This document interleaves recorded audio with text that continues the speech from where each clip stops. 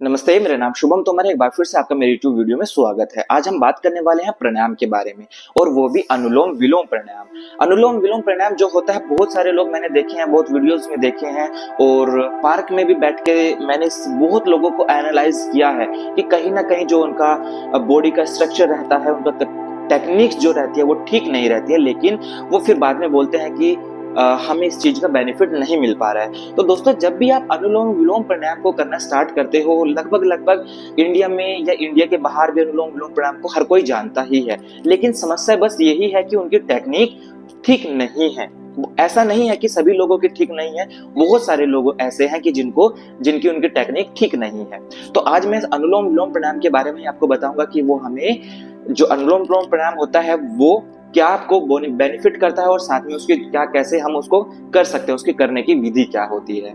तो दोस्तों, आइए हम शुरुआत करते हैं अनुलोम विलोम प्राणायाम की।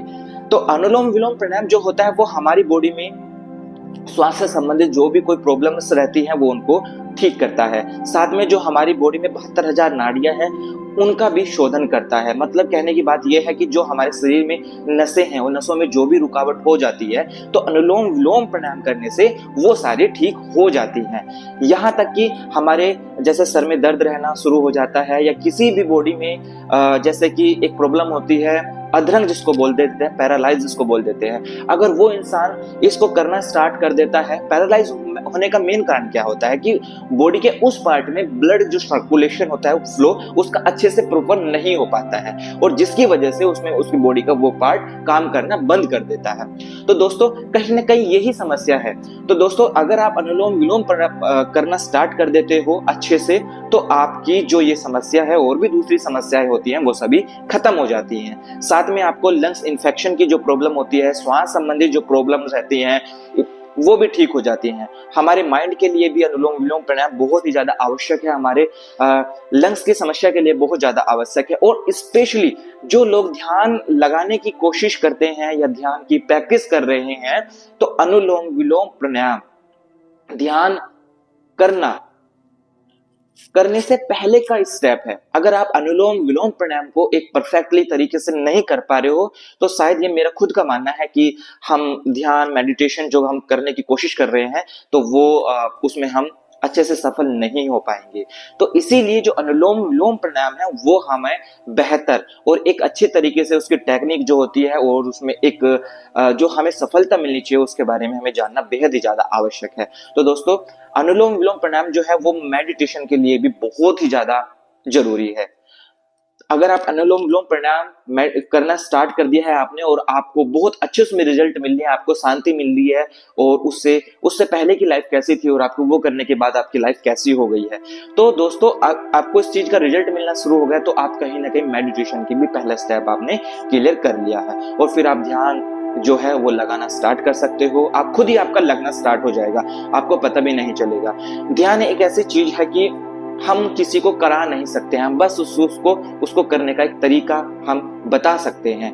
मुझे ऐसा लगता है कि हम उसको करने का बस तरीका बता सकते हैं, हम किसी को करा नहीं सकते हैं, क्योंकि उसके ऊपर उसकी प्रैक्टिस निर्भर करती है कि उसने कितनी प्रैक्टिस की है। किसी को ऐसा होता है कि थोड़ी सी ही प्रैक्टिस में उसका लगना स्टार्ट हो जाता है, वो ध्यान बहुत अच्छे से करता है। कोई बहुत ज्यादा वर्षों से भी प्रैक्टिस कर रहा है लेकिन ध्यान नहीं लग पाता है।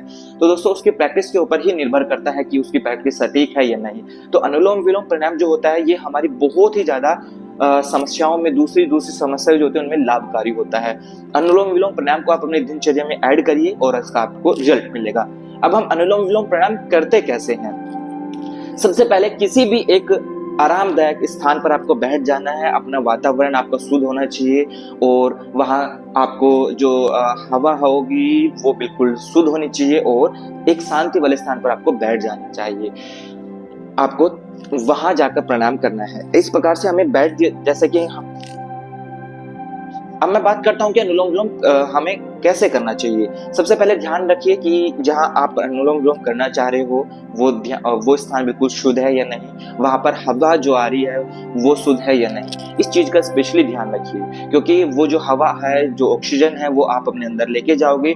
अगर वो दूषित है तो अंदर जाएगी, वो और भी आपको खराब कर देगी। तो इसीलिए बस इस चीज का ध्यान रखिए कि आपकी बैठने की स्थिति, जहां आप जिस स्थान पे आप बैठोगे वो स्वच्छ है या नहीं, और आपकी जो हवा है वो ठीक है या नहीं।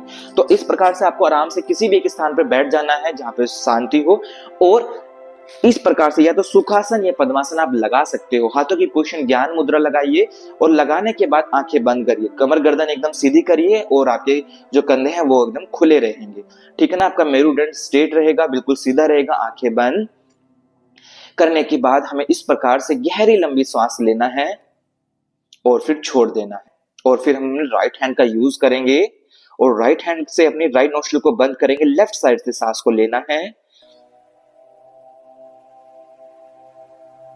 और फिर लेफ्ट साइड से हम बंद करेंगे और राइट से सारी सांस को बाहर निकाल देंगे।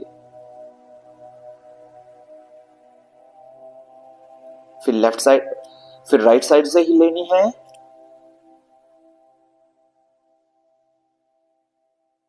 और फिर लेफ्ट साइड से पूरी सांस को बाहर निकाल देंगे।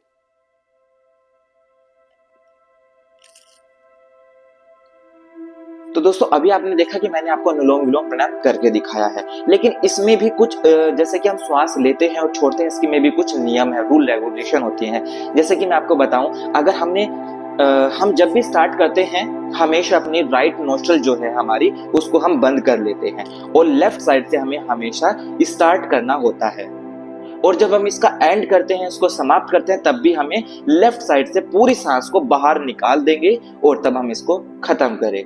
अब इसमें हम रूल नंबर 2, जब भी हम जो भी सांस लेते हैं तो हमें उसको, जैसे कि हमने कोई सांस 4 सेकंड में लेनी है, और उसको हमें निकालने का, जब हम उस सांस को बाहर निकालेंगे उसको कम से कम हमें 5 सेकंड में निकालने की कोशिश करिएगा। या अगर हम ऐसे भी कह सकते हैं कि अगर हमने कोई सांस 3 सेकंड में ली है तो आप उसको 5 सेकंड में निकालने की कोशिश करिएगा, ठीक है। अगर जब भी हम सांस लेते हैं तो उसको बहुत ज्यादा धीरे से लेना है, और लेने वाली सांस जो होगी हमारी वो 3 सेकंड की होगी, और छोड़ने वाली 5 सेकंड की होगी। कहीं ना कहीं एक डबल टाइम उसका हमारा होगा। रूल नंबर 3, जब भी हम अनुलोम विलोम प्राणायाम करते हैं तो इसमें कोशिश करिए कि जो आप श्वास लेते हो बहुत ज्यादा शीतलता के साथ आप उसमें श्वास लीजिए। फास्ट आपको नहीं लेनी है, और इसमें साउंड भी नहीं होगा। जब आप इसको आराम पूर्वक करोगे, सावधानी पूर्वक इसको करोगे, अपना पूरा ध्यान अपनी सांसों पे लगा के करोगे, तो आपको क्या करना है कि आपकी जो श्वास की जो साउंड होती है वो भी आपको नहीं आनी चाहिए। इस हिसाब से आपको श्वास लेनी है, बिल्कुल धीरे धीरे आपको गहरी लंबी श्वास लेनी है, और फिर उसको वैसे ही छोड़ देनी है। अगर आप इस हिसाब से करते हो तो आपको बहुत ही जल्दी अनुलोम विलोम प्राणायाम का रिजल्ट मिलना स्टार्ट हो जाएगा। तो दोस्तों उम्मीद है कि आपको मेरी ये वीडियो पसंद आई होगी, तो please like and share subscribe करिएगा मेरा चैनल। ऐसे ही मेरे चैनल से जुड़े रहिए और अपना प्यार दिखाते रहिए। तो मिलते हैं नेक्स्ट वीडियो में नए इन्फॉर्मेशन के साथ, तब तक के लिए नमस्ते।